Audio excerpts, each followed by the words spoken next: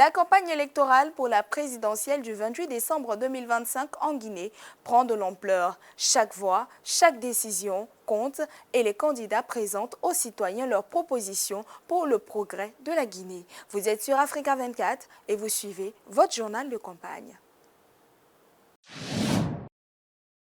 La Guinée enregistre des progrès dans la lutte contre la corruption et la promotion de la bonne gouvernance, fruit du renforcement du cadre institutionnel, marqué notamment par la création sous le CNRD de la Cour de répression des infractions économiques et financières et de l'Agence nationale de lutte contre la corruption et de promotion de la bonne gouvernance.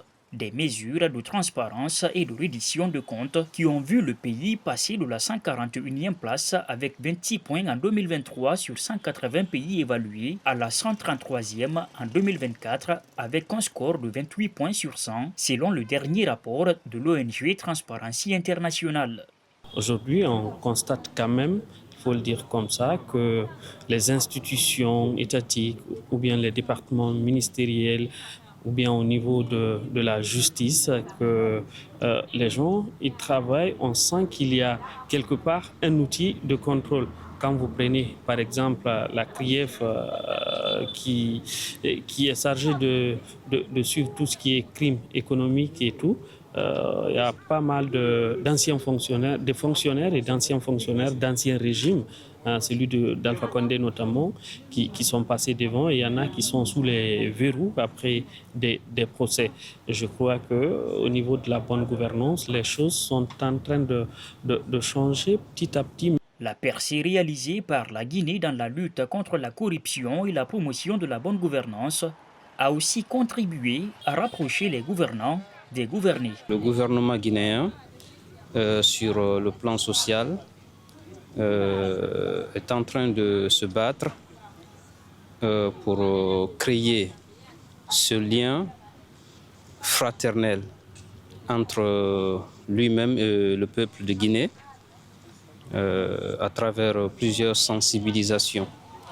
Et cette sensibilisation s'élargit à plusieurs niveaux.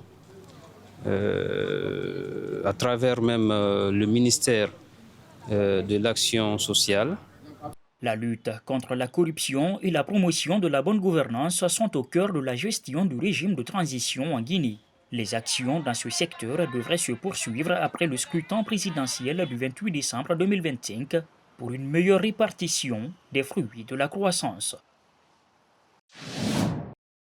La participation des femmes dans les postes décisionnels en Guinée progresse lentement, bien qu'elles représentent plus de la moitié de la population. Leur présence dans les sphères politiques, économiques et administratives demeure minoritaire. Les initiatives pour promouvoir la parité se multiplient, mais les obstacles culturels et institutionnels freinent encore leur accès aux responsabilités.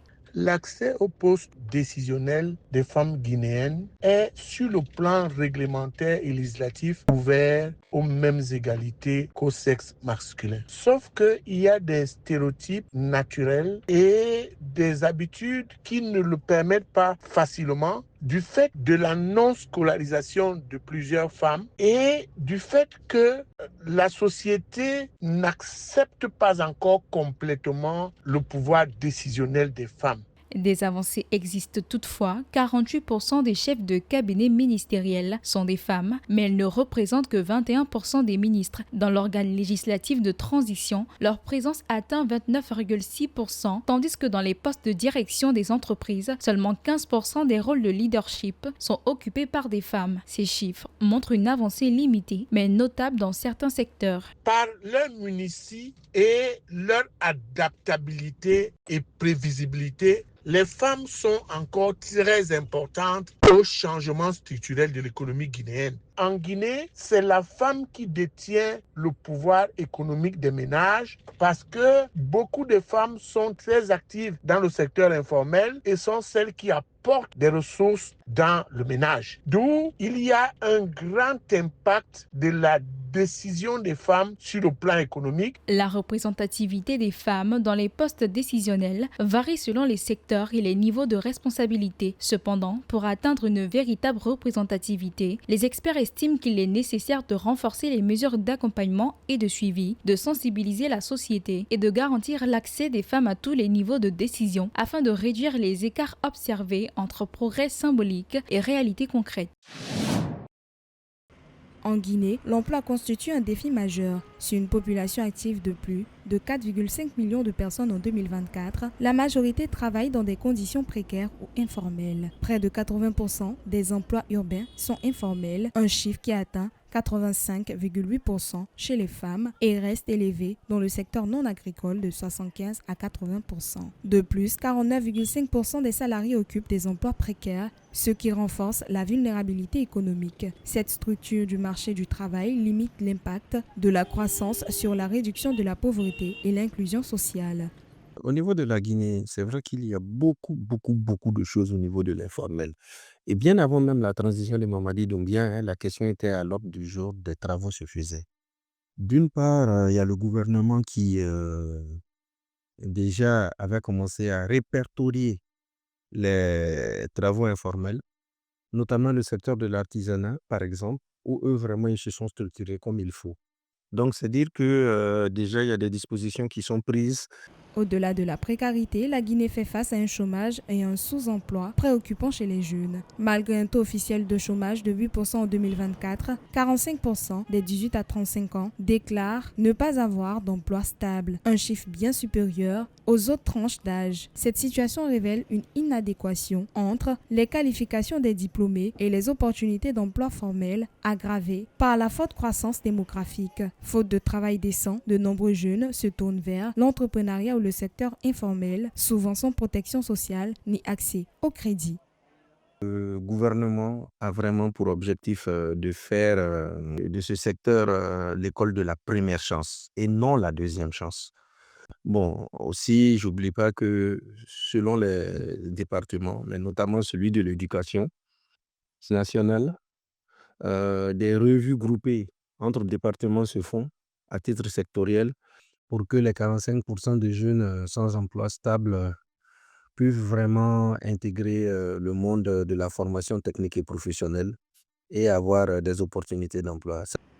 Pour relever ces défis, la Guinée et l'Organisation internationale du travail ont renforcé leur coopération pour le travail décent. La mission OIT 2024-2025 a aidé le gouvernement à développer une stratégie nationale et des programmes IMO. Un projet de $500 000 vise à formaliser 300 000 travailleurs informels, principalement des femmes et des jeunes, dans l'agriculture et la mine, en améliorant leur protection sociale et accès à l'entrepreneuriat. L'objectif est d'améliorer durablement les conditions de travail et réduire la vulnérabilité socio-économique, ce qui exige volonté politique et investissement soutenu.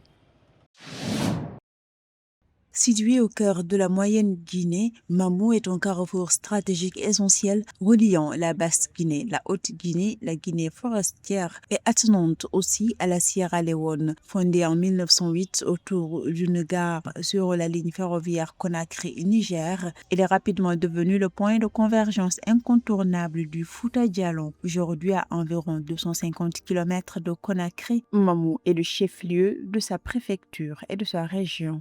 Aujourd'hui, c'est Mamou, ville carrefour des traditions et berceau de la résilience du Fouta Djallon, qui prend le flambeau de cette mobilisation nationale. L'économie de Mamou, véritable plaque tournante du commerce, s'appuie massivement sur son secteur agricole. Les denrées comme le riz, le fonio, les pommes de terre, le piment, le gingembre ou la tomate sont cultivées localement, contribuant à l'essor d'un marché dynamique. Ce potentiel agricole représente pour les autorités guinéennes une opportunité stratégique pour capter des investissements et garantir la souveraineté alimentaire nationale. Jeunes et femmes de Mamou, vous êtes l'avenir de la région. Je soutiendrai l'entrepreneuriat, la formation professionnelle et les initiatives culturelles, sportives et citoyennes. Ensemble, nous combattrons la délinquance et les fléaux sociaux. Sages et notables, accompagnez-nous pour prévenir les conflits, renforcer l'unité et préserver nos valeurs culturelles. En plus de son rôle économique, Mamou offre un potentiel touristique exceptionnel. Ses sites naturels, des chutes de Concouré au barrage hydro-agricole de Bafang attirent les amateurs d'écotourisme. Mamou se positionne ainsi comme une ville séduisante et pleine de dynamisme à la croisée de son riche passé et de ses projets d'avenir. Merci à tous pour votre aimable attention. Ce journal de campagne est à revoir sur l'application MyAfrica 24 et sur toutes nos plateformes digitales.